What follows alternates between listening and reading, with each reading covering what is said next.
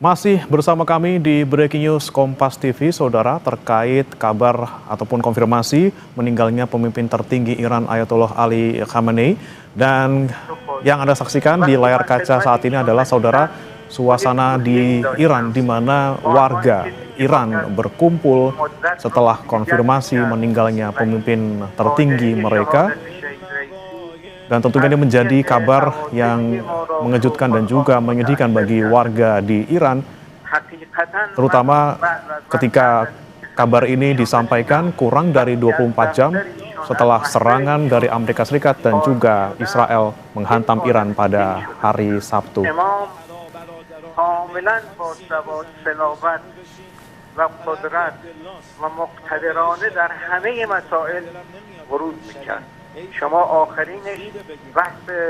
Dan konfirmasi kematian Ayatollah Ali Khamenei juga disampaikan oleh jurnalis di Associated Press yang berada di Iran, Saudara. Dan berikut pernyataannya. Iran's supreme leader, the 86-year-old Ayatollah Ali Khamenei, is dead. That's according to reports on both Iranian state television and its IRNA state-run news agency.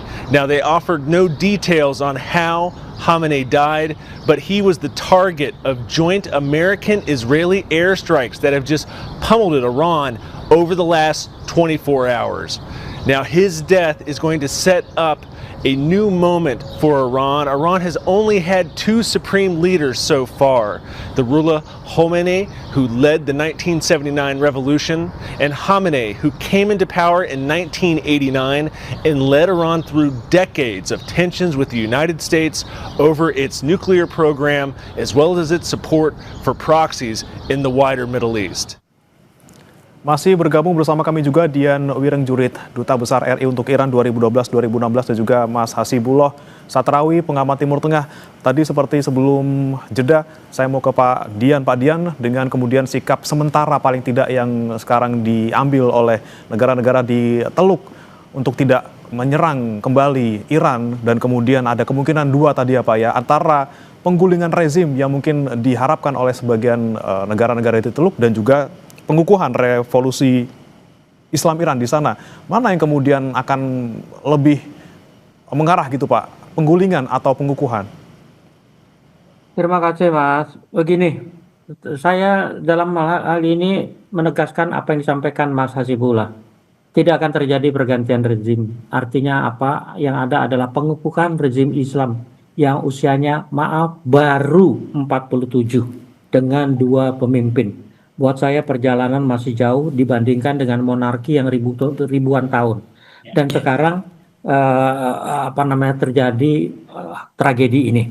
Buat saya begini, Mas, kalau ditanya kawasan, saya yakin sekarang pemimpin-pemimpin Teluk itu, beberapa negara kawasan yang pangkalannya diserang Iran, memikirkan kembali reaksi mereka yang tadinya sempat emosional, termasuk Arab Saudi yang mengatakan akan melakukan serangan balik. Buat saya mereka akan lebih mempertimbangkan secara hati-hati, secara waras, bahwa tindakan membalas serangan sudah tidak relevan lagi. Karena apa? Satu, tewasnya Ayatollah Ali Khamenei merupakan tujuan utama Trump dan Netanyahu. Kalau mau kita ingat statement-statement sebelumnya, tujuannya adalah pergantian, artinya rezim. Buat saya tewasnya Ayatollah Ali Khamenei ini akan menjadi capaian buat Amerika dan Israel. Artinya pemimpin Iran sudah berhasil ditewaskan. Tapi kalau sistem kenegaraannya saya kira tidak. Yang ada justru penegasan kembali pengukuhan seperti kata Mas Hasibullah. Kenapa? Kawasan Timur Tengah yang ketika revolusi di tahun 79 itu dibayangkan akan bergolak, akan ada revolusi Iran dan revolusi akan menjalar kemanapun. Ternyata tidak pernah terbukti itu.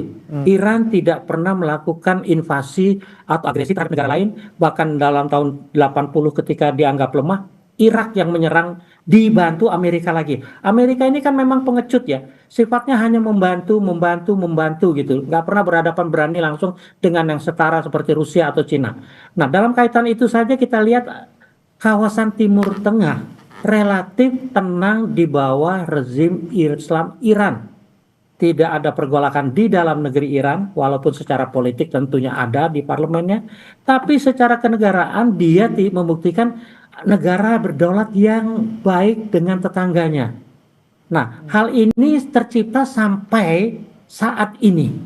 Artinya tidak ada yang namanya sengketa atau konflik militer secara langsung dengan tetangganya. Walaupun di sekitarnya Iran ada Pakistan yang ramai sekarang dengan Afghanistan, Irak yang ramai dengan ISIS, ada Syria. Iran tidak pernah usil dengan negara tetangganya. Walaupun diakui memang di negara-negara itu ada elemen Syiah dukungan Iran.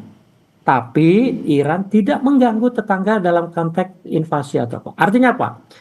Pemimpin Arab di Teluk berhutang budi kepada Ayatollah Khomeini dan Khamenei untuk ketertiban kawasan. Dan itu hanya terganggu akibat ulah Amerika dan Israel, khususnya di bawah pemimpin yang sakit jiwa seperti Netanyahu dan Trump yang secara licik menggunakan teknologi untuk membunuh pemimpin yang memang sangat sederhana dan pengawalannya sangat light, sangat ringan. Oke, baik. Yang kemudian saya ingin tanyakan kembali ke Mas Hasibuloh. Mas Hasibuloh, tadi kata Pak Dian mungkin kalau untuk serangan balik dari negara-negara Teluk ini tidak relevan gitu ya. Tapi kalau menurut Anda, keputusan mereka untuk tidak menyerang balas ataupun belum menyerang balas Iran ke sana ini lebih ke dasar untuk istilahnya menghindari konflik, menghindari kerugian ekonomi, atau tadi kemungkinan bakal terjadi rezim gitu atau pergantian rezim di sana? Ya, sebenarnya untuk negara-negara Arab Teluk sendiri, mereka kan juga ada kerawanan, malah bisa jadi lebih rawan daripada Iran. Yaitu bukan hanya secara ekonomi, tapi juga khawatirnya krisis ini juga bisa menyerempet, bisa melebar, katakanlah ke negara-negara Arab Teluk tadi, yang kalau kita bandingkan demokrasi sebagai salah satu fundament yang sangat kuat bagi tegaknya sebuah negara, maka sebenarnya Iran memiliki itu, karena walau bagaimanapun Iran tetap ada pemilihan langsung. Walaupun memang di ujungnya di kalangan para pemimpin elit Ayatollah Ali Khamenei, kemudian terutama di kalangan majelis khubara itu atau majelis ahli itu memang khusus pemilihannya, tidak langsung semuanya dari rakyat. Tapi kalau dibandingkan dengan negara-negara Arab Teluk bahkan Timur Tengah secara umum yang sampai sekarang secara demokrasi mereka belum punya, artinya apa? Negara-negara ini ada kerapuhan yang luar biasa. Karena kekuasaannya dibangun, dijaga sekali lagi dengan kekuasaan yang kuat oleh mereka.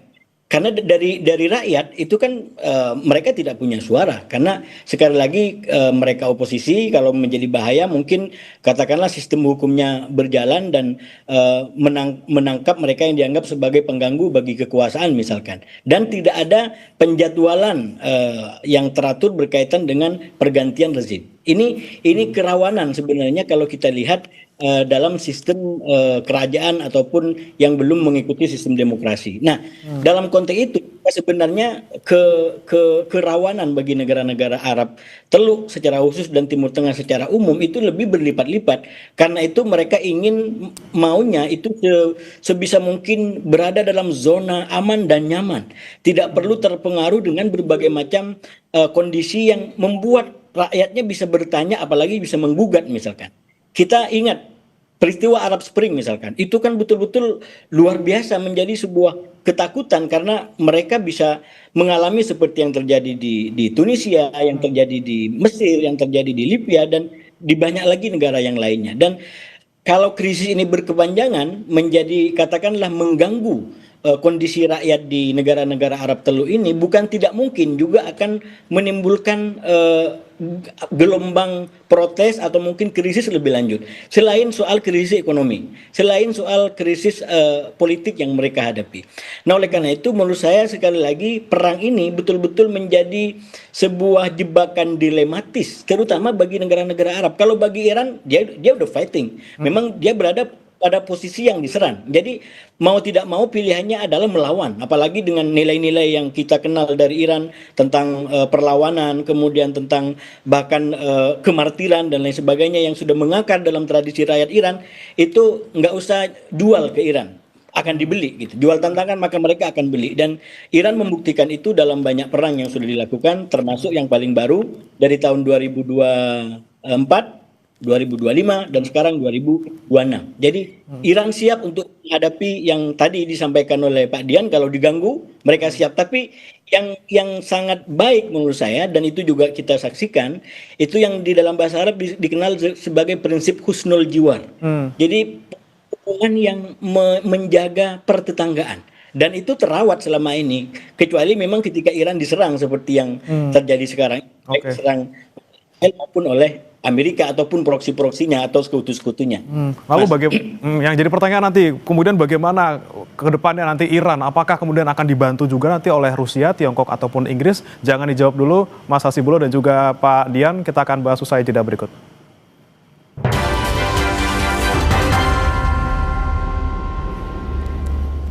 Kembali di Breaking News Kompas TV, saudara, tadi sebelum jeda ada janji yang kami ingin tanyakan kepada Pak Dian maupun Mas Hasibulo yang juga masih bergabung. Namun sayang sekali Bapak-Bapak, waktu kita terbatas. Terima kasih sudah bergabung di Breaking News Kompas TV. Kita harapkan semoga konflik yang terjadi antara Iran dan juga Israel ini cepat mereda, karena apapun tujuannya, perang tentunya hanya akan membawa kehancuran. Terima kasih Pak Dian Wiringjurit, Duta Besar RI untuk Indonesia 2012-2016, dan juga Mas Hasibulo Satrawi, pengamat Timur Tengah, sudah di Breaking News Kompas TV. Selamat pagi. Assalamualaikum. Selamat pagi, terima kasih. Waalaikumsalam. Kami tutup Breaking News kali ini, saudara. Jangan lewatkan informasi terkini lainnya dalam program Kompas Siang sesaat lagi. Saya Budi Manatenaya. Sampai jumpa.